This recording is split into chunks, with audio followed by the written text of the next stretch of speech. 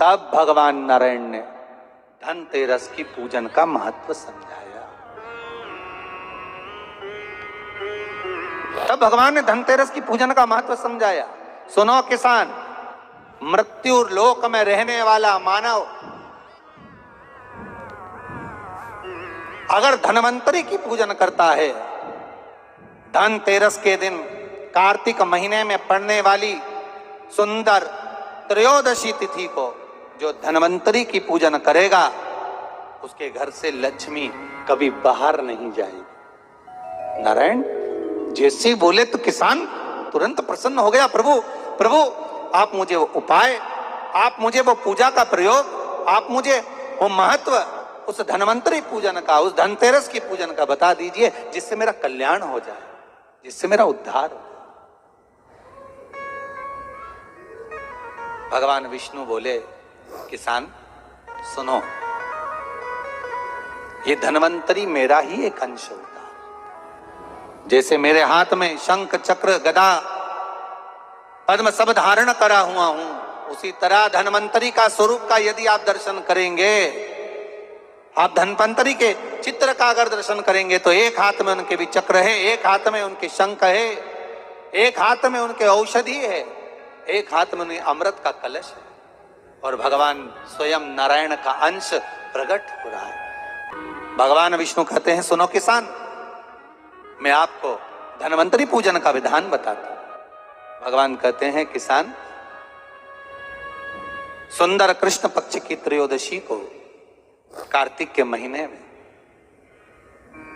धनवंतरी देव का पूजन, धनतेरस का पूजन माना जाता है। सुनो किसान, एक सुंदर भूमि पर देसी गाय का गोबर से लीपन कर कर, अगर गाय का गोबर ना मिले, सुंदर जल से लीपन कर कर, वहां एक सुंदर चौक को पूर कर, आप सभी को ज्ञात होगा कि चौक पूरने में रंगोली का प्रयोग नहीं होता।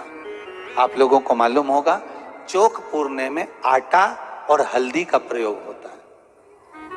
काय का प्रयोग होता है? आटे और हल्दी का प्रयोग। आटे हल्दी का प्रयोग क्यों होता है?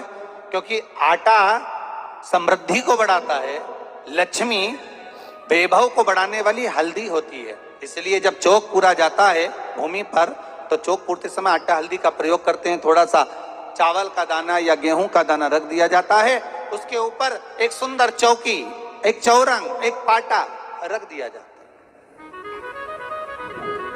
भगवान विष्णु बता रहे हैं किसान को धनतेरस के पूजन का वर्णन, और जो भगवान विष्णु ने बताया है वही पूजन का वर्णन आप लोग श्रवण कर रहे हैं। आज धनतेरस है, आज धनतेरस का प्रयोग कर पूजन करें, और शिव महापुराण के इस भाव को, विष्णु पुराण के इस भाव को, स्कंद पुराण के इस भाव को आप धारण करें, और जो विधान भगवान विष्णु बता रहे हैं उसके हिसाब से, उसके अनुसार आप लक्ष्मी का पूजन, धनतेरस का पूजन करें। चौकी लगाएं, चौरंग लगाएं, पाटा लगाएं, उस पाटे पर एक सुंदर लाल वस्त्र धारण करा दें, लाल वस्त्र बिछा दें। एक थाली लें, उस थाली पर कंकु से, रौली से, कुंकू से गिला कर कर स्वस्तिक का निर्माण कर दें। स्वस्तिक का निर्माण कर कर घर में अगर चांदी का सिक्का हो,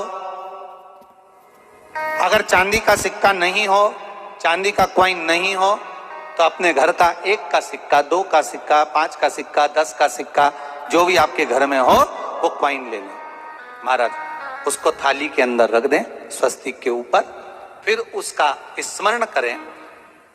आटे के 7 दिए बनाएं, एक थाली में, एक प्लेट में रख लें, घी के दिए बनाएं और उसमें सुंदर बाती को लगा दें। ध्यान दीजिएगा, इसमें जो बाती लगेगी वो लंबी बाती लगेगी। लक्ष्मी जी की पूजन में जितनी भी बाती लगे वो लंबी लगे।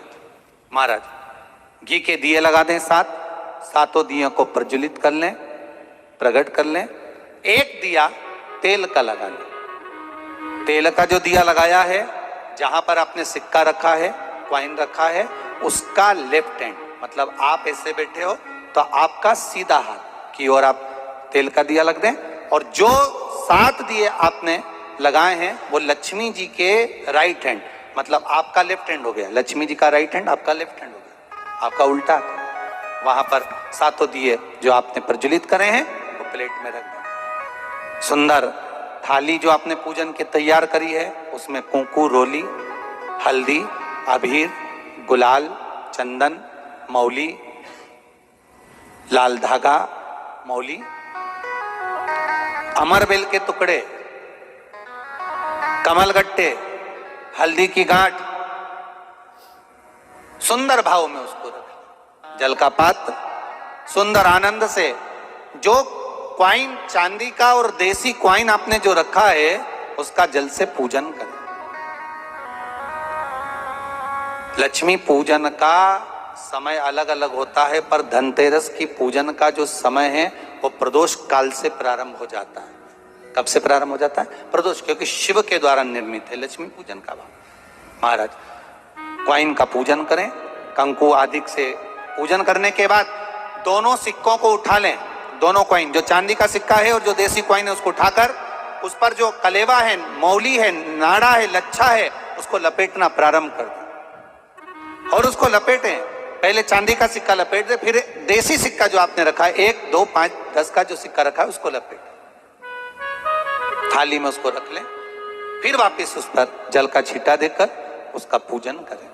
महाराज हल्दी, रौली, मौली, चंदन आदि लगाकर सुंदर भाव से चावल को हल्दी में भिगो लें और पीले चावल कर उल्टे हाथ में चावल लेकर माता लक्ष्मी के ऊपर जो 2 सिक्के रखे हैं उनका पूजन करें। साथ में जब चावल छोड़ते जाएं तो गणेश जी का भी स्मरण करते जाएं। हे रिद्धि सिद्धि के दाता श्री गणेश जी महाराज, आप हमारे यहाँ पर सदा माता लक्ष्मी को लेकर, कुबेर भंडारी को लेकर सदा विराजमान रहें, नारायण को लेकर सदा विराजमान रहें। चावल छोड़ते जाएं और बाबा से विनती करते जाएं, माता लक्ष्मी से निवेदन करते जाएं, भगवान शिव का स्मरण करें, भगवान नारायण का स्मरण करें, माता लक्ष्मी का स्मरण करें, रिद्धि सिद्धि के दाता भगवान श्री गणेश जी महाराज का स्मरण करें, छोड़ते जाएं। जब चावल पूर्ण छोड़ दे में पूजन पूरी तरह से हो जाए तब महाराज 7 सुंदर आनंद से अमरबेल के टुकड़े, अमरबेल वृक्ष पर एक पीले कलर की बेल चलती है, पीली, उसमें पत्ते नहीं होते, वो किसी भी वृक्ष पर डली रहती, वो अमरबेल कहलाती। ये अमरबेल लक्ष्मी पूजन में समृद्धि के लिए, मकान के मुहूर्त के समय पर, गृह प्रवेश के समय पर बहुत कार्य आती है।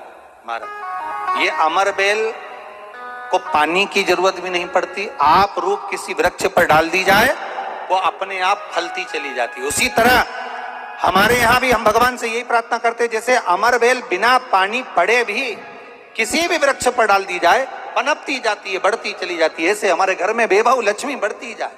अमरबेल के 7 टुकड़े, कमलगट्टे 7, हल्दी की गठान 7 माता लक्ष्मी को समर्पित कर दें। दोनों हाथों में हल्दी पिसी हुई लीजिए और माता लक्ष्मी के ऊपर उसे चढ़ाना प्रारंभ कर दीजिए। 7 बार पिसी हुई हल्दी वो सिक्कों पर चढ़ा दें, अपनी मनोकामना कर अपने घर में माता लक्ष्मी को विराजमान करने के। जब हल्दी पूर्ण चढ़ जाए, हाथ में कुंकू ले लीजिए, रोली ले लीजिए, उस रोली कुंकू को भी माता लक्ष्मी को समर्पित करिए। तब इसके पश्चात सुंदर जो भी घर में मिष्ठान हो, मीठा हो, नहीं हो, शक्कर हो, गुड़ हो, मिश्री हो, जो भी आपके पास में हो, खड़ी शक्कर हो, वो भगवान को, माता लक्ष्मी को भोग रख दीजिए। अगर कुछ मीठा बना हो तो मीठा रख दीजिए। महाराज घर में संपूर्ण पूजन कर आपके घर में जो देवालय में भगवान बैठे हैं उनका भी पूजन करिए। पूजन करने के पश्चात आप माता लक्ष्मी से निवेदन करिए, हे माँ आप हमारे यहाँ सदा विराजमान हो। महाराज ये जो पूजन है भगवान विष्णु जो बता रहे हैं किसान को, ये 5 दिन की पूजन है पूरी। आज कौन से दिन का पूजन बता रहे हैं? पहले दिन का। आज धनतेरस से रूप चौदस, अमावस्या, एकम और दूज, ये 5 दिन तक दीपावली का पर्व मनाया जाता है, दीप महोत्सव मनाया जाता है। पूजन करने के बाद जो 7 दिए आपने प्लेट में रखे हैं, थाली में रखे हैं पूजन के लिए, घी के, उन 7 दियों से माता लक्ष्मी की आरती उतारी।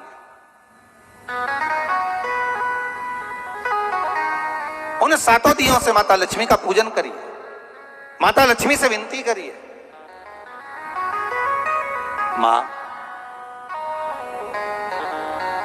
हम आपके पुत्र हैं, मां आप हमारे घर का रास्ता भूल गई हो, बहुत कष्ट है, बहुत दुखी है, पर भगवान शिव पर विश्वास कर कर, कुबेर भंडारी पर, कुबेरेश्वर महादेव पर विश्वास कर कर, भगवान नारायण के सुंदर प्रसंगों पर विश्वास कर कर, मां भगवान शंकर का अनुमोदन कर कर, हे मां आप हमारे घर में विराजमान हो, मां आप हमारे मार्ग को, हमारे घर को, हमारे घर के रास्ते को, हमारे घर के द्वार को आप भूल गई हो मां।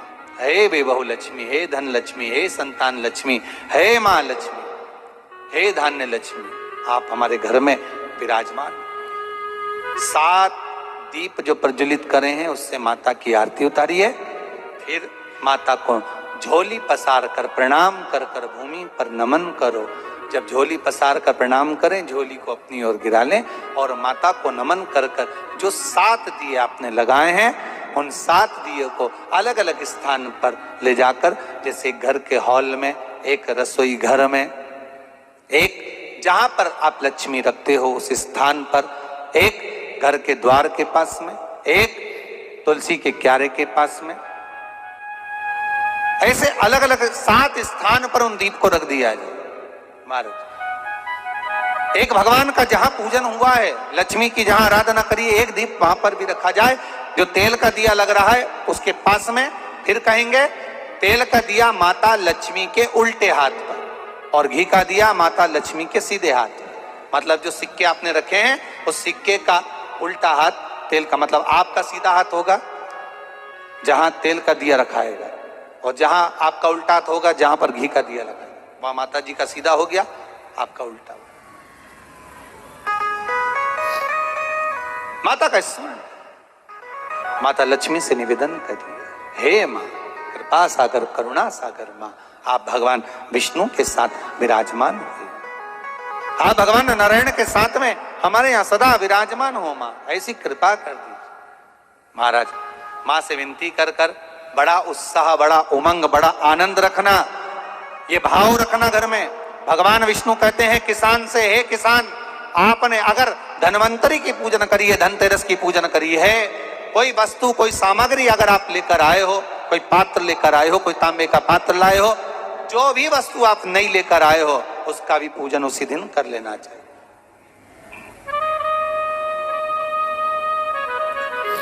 उसका भी पूजन बड़ा भाव रखकर भगवान विष्णु ने किसान को बताया, बड़ा भाव। किसान सुनकर बड़ा प्रसन्न हुआ, नारायण प्रभु क्या मां फिर मेरे घर में रहेगी? भगवान कहते हैं सुनो किसान, ये लक्ष्मी अगर आप धनवंतरी का, अगर आप धनवंतरी का पूजन करते हो, धनतेरस का पूजन, सुंदर कार्तिक के महीने की कृष्ण पक्ष की त्रयोदशी को अगर आप कर रहे हो, तो ये लक्ष्मी भले मेरे साथ बैकुंठ में जाकर रहे, पर लक्ष्मी का एक अंश तुम्हारे घर से कभी नहीं जाएगा, वो सदा विराजमान रहेगा। ऐसी है मां धन्वंतरी की पूजन।